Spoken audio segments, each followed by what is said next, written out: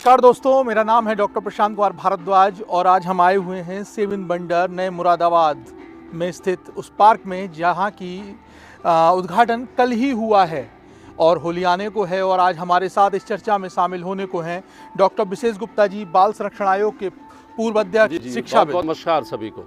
और हमारे साथ इस चर्चा में शामिल होंगे डॉक्टर अनुज अग्रवाल जी, जो अभी राज्यपाल पुरस्कार को प्राप्त कर चुके हैं, और एक और शिक्षाविद जिनको गौतम सिंह जी के नाम से आप जानते हैं, जो प्राथमिक में हेडमास्टर के पद पर कार्यरत हैं, एआरपी रहे हैं पूर्व में। तो हमारे साथ पूरी जनरेशन है एक पूरी तरीके से उस होली को समझने के लिए जिस होली को हम मनाने जा रहे हैं। हैप्पी होली सबसे पहले आप लोग भी। नमस्कार सभी को, बधाई।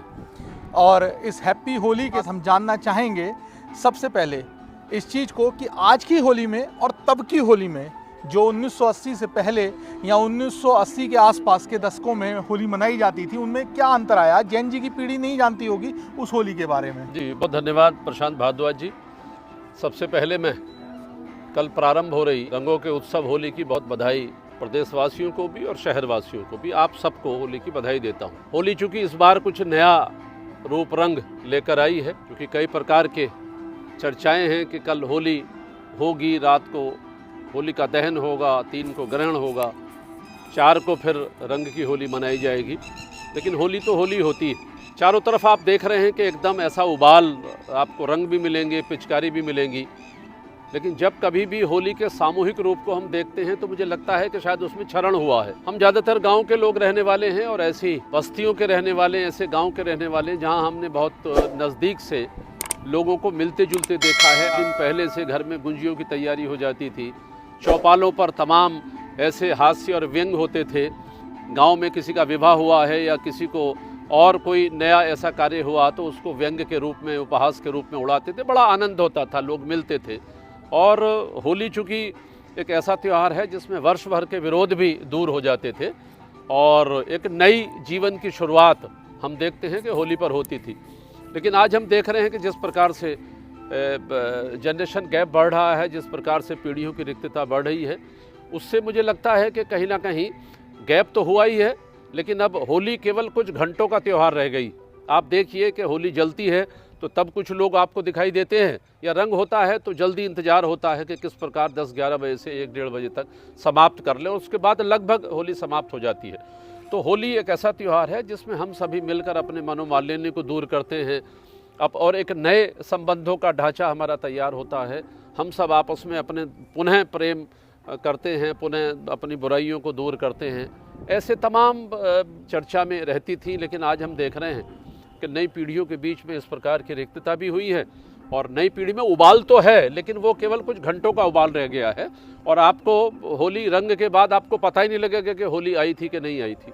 तो ये एक ऐसे त्यौहार भारतवर्ष में है जहाँ पर कहीं ना कहीं हमें जोड़ने वाले त्यौहार हैं, मिलाने वाले त्यौहार हैं और हमारे विरोध को ख़त्म करने वाले त्यौहार हैं, हमारी बुराइयों को दूर करने वाले त्यौहार हैं। तो मुझे लगता है कि थोड़ा काफ़ी परिवर्तन इस वर्तमान की और पुरानी पीढ़ी में आया है। मतलब उस समय रंग पक्के थे, रिश्ते पक्के थे और लोग इंतज़ार किया करते थे उस टोली का जो ढोल बजाते हुए गांव के उस दरवाजे पर आती थी, आपसे गुजियों की डिमांड करती थी, आपसे मीठे की उम्मीद लगा कर बैठती थी। लेकिन आज वो रिश्ते कहीं दूर हो रहे हैं और उनको जगह दे दी डीजे ने, रील्स ने और तमाम उन चीज़ों को, उन नादानियों को जिनको हम रंग का बुरा ना मानो होली का नाम दे देते हैं कई बार। इसका मतलब ये नहीं है कि सभी ऐसे हैं। तो आज की जो पीढ़ी है उसके लिए मैं डॉक्टर अनुज अग्रवाल जी को, कि आज जो देखते हैं वो समाज में, उसमें कहाँ क्या और अच्छा हो सकता है। होली की चूँकि है, मस्ती आ रही होगी, गुजिया बन रही होंगी और सब लोग खाएंगे, तो लेकिन उससे पहले कि आज के क्या कंटेंट है, लोग डीजे और रील पर ज़्यादा फोकस कर रहे हैं, तो उसके लिए मैं पूछना चाहता हूँ। पहले तो मैं धन्यवाद देना चाहूँगा आपको कि आपने इस बड़ी महत्वपूर्ण चर्चा में मुझे जोड़ा, और आदरणीय डॉक्टर विशेष गुप्ता सर का भी मैं आभार व्यक्त करना चाहूँगा कि बड़ी ही सारगर्भित चर्चा सर ने की। तो होली में अब हम जब बच्चे थे तो देखते थे कि मतलब 8-10 दिन पहले ही ये कार्यक्रम शुरू हो जाते थे और उसमें अब एक बहुत बड़ा परिवर्तन आया है। हमारी दादी जी थी वो हम थे, हमसे कहती थी कि अब आप गोबर ले आइए और उसका हम बरगुल्ला इस टाइप के बहुत सारी चीज़ें घर पर बनाते थे। और फिर उनको हम होली का दहन वाले दिन हम उनको सब जलाते थे, सारे बच्चे मोहल्ले के इकट्ठे हो जाते थे। और मुझे अच्छे से याद आ रहा है कि मेरे पिताजी, हमारे मोहल्ले से एक शोभा यात्रा निकलती थी प्रतिवर्ष, तो हमारे पिताजी जितने भी पुलिस वाले वहाँ पर आते थे, जितनी प्लाटून कमांडर्स वहाँ पर आते थे, कंपनियाँ सुरक्षा की दृष्टि से आती थी, उन सबको गुंजियाँ खिलाते थे, उन सबके अबीर गुलाल लगाते थे। और आज पूरा जो जेन जी की चर्चा हो रही है, आज वो पूरी जनरेशन जो हमारी यंग जनरेशन है वो पूरी इन सब बातों से अनभिज्ञ है। आज सोशल मीडिया के दौर में हम रील्स में ये त्यौहार सिमट के रह गया है। आज जब हम चर्चा करेंगे हम देखेंगे पुराने दिनों को, जब हम गुलाल बनाते थे और 8-10 दिन पहले ही शुरू हो जाती थी ये चर्चाएं, और एकादशी से पहले ही ये कार्यक्रम शुरू हो जाते थे, गीला रंग और सूखा रंग, और फिर चौपाइयाँ, कौन भूल सकता है उन चौपाइयों को, फिर जाकर वो चौपाइयाँ होती थी, बंजारा निकलता था।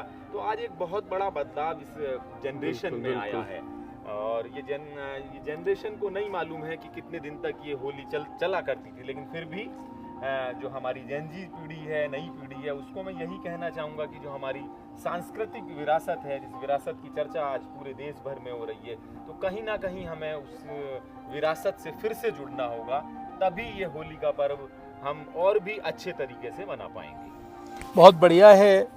लेकिन अब इस प्रश्न में एक प्रश्न और जोड़ देते हैं, और वो प्रश्न है बच्चों के नज़रिए की।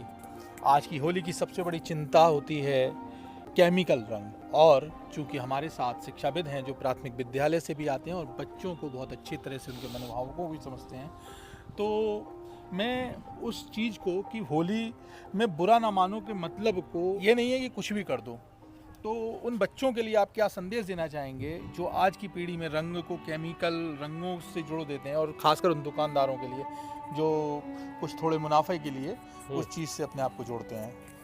धन्यवाद। सबसे पहले मैं भारत की इस तपोभूमि को नमन करते हुए हमारे मध्य आज उपस्थित हैं हम सब लोगों के मार्गदर्शक के रूप में डॉक्टर विशेष गुप्ता सर, हमारे साथी डॉक्टर अनुज अग्रवाल जी, और बहुत अच्छा जो है इतना अच्छा विषय लेकर के आए डॉक्टर अभिषेक जी, मैं आपका भी धन्यवाद देना चाहूँगा, और समस्त देशवासियों को होली के इस पावन पर्व की शुभकामनाएं प्रेषित करता हूँ। बहुत अच्छा आज आपका ये मंच आपने सजाया है कि खास करके होली जैसे एक महत्वपूर्ण विषय को लेकर के। सबसे पहले मैं इसे 3 आयामों में देखूंगा। अगर हम बाल्यकाल को देखते हैं तो उस समय में 80 और 90 के दशक के बीच में देखते थे, तो होली का वास्तविक महत्व समझ में आता है वर्तमान परिदृश्य को दृष्टिगत रखते हुए।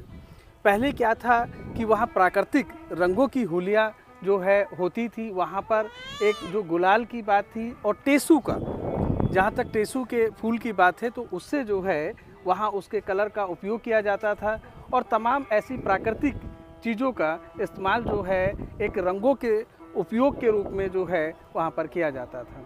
दूसरा, एक आपसी सौहार्द एवं प्रेम का जो त्यौहार है, इसमें कम से कम जो आज वर्तमान समय में अगर हम देखते हैं तो न्यूक्लियर फैमिली होने की वजह से आपसी संबंध जो उससे जो दूर हो रहा है आज का इंसान, उससे पहले क्या होता था कि दादा, चाचा, नाना, सारे सब परिवारों को जोड़ करके, मोहल्ले पड़ोस को जोड़ करके, और तो ऐसा भी रहता था कि सब लोग एक टोली बना करके, वो 80 के दशक की बात हम करेंगे, 90 के दशक की बात करेंगे, तो सब लोगों के घरों पर व्यक्ति जाते थे, एक दूसरे से गले मिलते थे, गुलाल लगाते थे। लेकिन आज कहीं ना कहीं उससे विमुख हो गया है।